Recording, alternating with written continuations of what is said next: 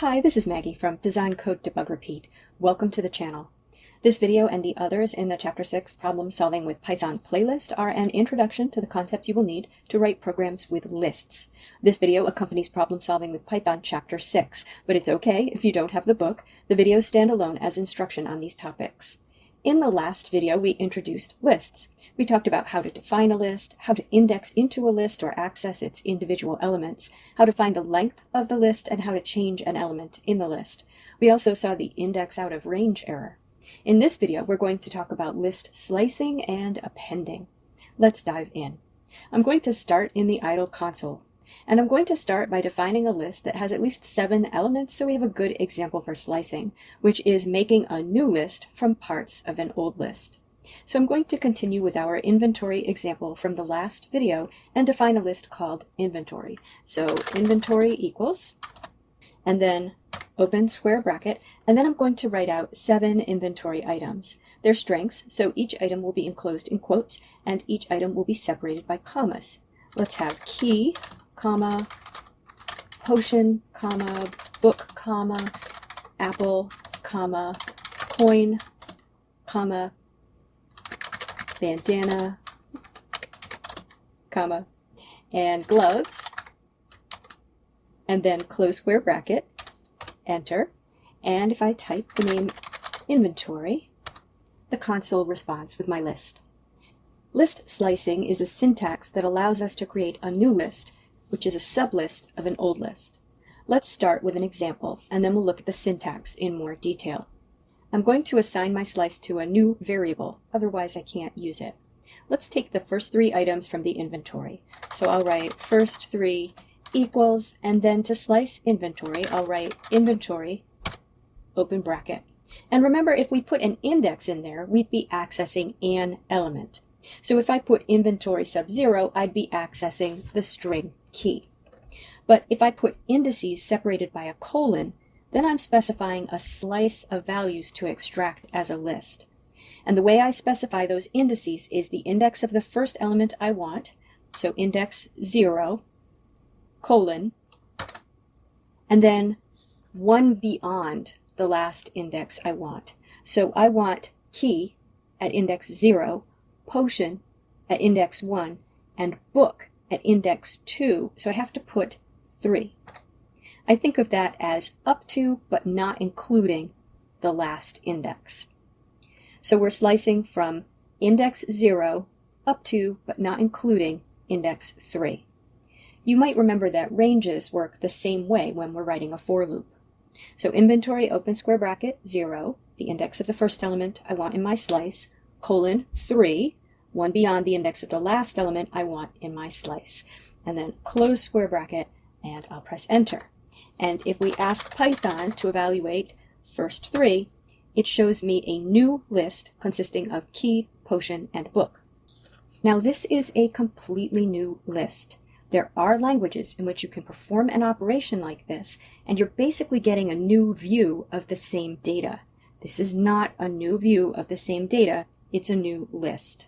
Let me change the first element of my new list to map by writing first 3 sub 0 equals map, and I'll type first 3, and you'll notice it's changed. But if I type inventory, you'll notice it's the same as it was before, with key at index 0. Okay, so let's dig into the syntax a little. First, some people find it easier to think about slicing by thinking of the indices of the slice as the locations before the elements rather than the indices of the elements. So 0 is before element 0, 1 is before element 1, etc. And if you think of the indices this way, then you'll notice the indices are between elements, and the values that we enter for a slice are going to slice the list exactly where we want it sliced. So I did want to show you that representation, in case that's easier for you to think about than the up to but not including for the index of the end of the slice. And so the syntax will always be the name of the list and then square brackets, and inside the square brackets 1 or 2 colons. Let's start with 1 colon. So the name of the list, open square bracket, colon, close square bracket. And optionally, you put a number before the colon and a number after the colon. The number before the colon is the start, and the number after the colon is the stop, or the up to but not including index of where we'll stop. Now those values are optional because there are defaults. The default start value is 0, so the beginning of the list.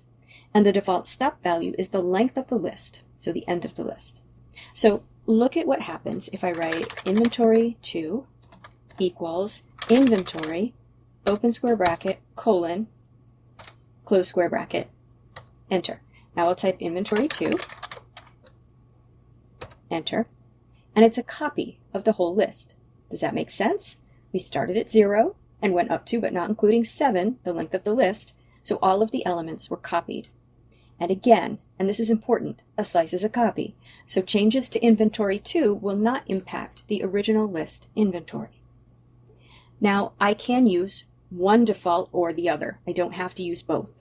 So if I write inventory3 equals inventory, open bracket, colon, 5, close bracket, enter, and then inventory3, enter, is going to be elements 0 through 4.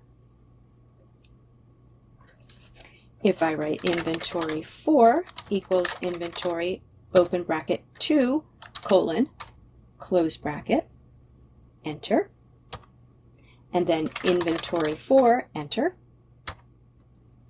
is going to be elements 2 through 6. Now let's talk about the second colon. Just like with ranges, you can have a step value, the amount you increment the index by each time. So start, colon, stop, colon, step. The default step value is 1, as we've seen. Take every element between index start and up to but not including stop. Let's write inventory5 equals inventory, bracket, colon, colon, 2. So that 2 means instead of taking every element from 0 through, but not including 7, take every other. So element 0, 2, 4, and 6. Let's look at inventory 5. And we have key, book, coin, and gloves, every other element in the list, starting at element 0. I suggest you play around with that because it can be very useful in programming and in data analytics. The other operation I want to show you in this video is appending. Another word for append is concatenate. It means to stick together in order. Remember that we can append strings using the plus sign, and we get a new string. It works the same for lists. We can append two lists together using the plus sign, and the result is a new list composed of the elements from the first list and the elements from the second list.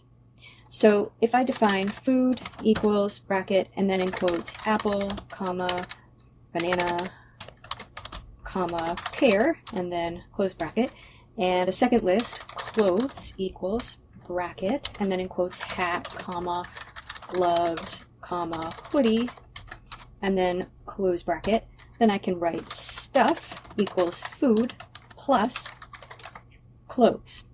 And when I look at stuff, you can see that it's the contents of food followed by the contents of clothes all in one list. If I append in the reverse order, so stuff 2 equals clothes plus food, then look at stuff 2, notice that it's the contents of clothes followed by the contents of food. And when we concatenate, as with slicing, the result is a whole new list. It isn't a view of the original lists. If we change the new list, stuff or stuff 2, it will have no impact on food or clothes. Now, when we have lists as elements of lists, this gets more complicated. So you'll want to understand what's going on behind the scenes in memory for something like a list composed of lists. But everything I've told you in this video is true for lists of integers, floats, and strings. I'll do a video soon about what's going on in memory and why everything I've said here isn't true for lists of lists.